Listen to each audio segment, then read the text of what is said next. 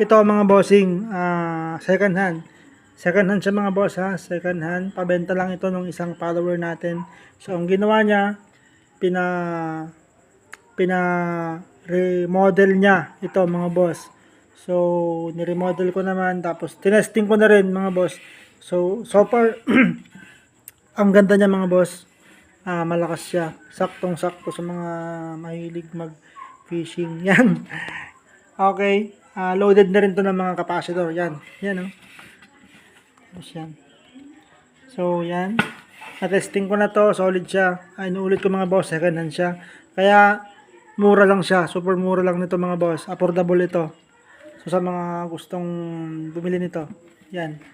Mura lang ito mga boss. Ayan o. Inuulit ko mga bossing, second hand na testing ko na, maganda to.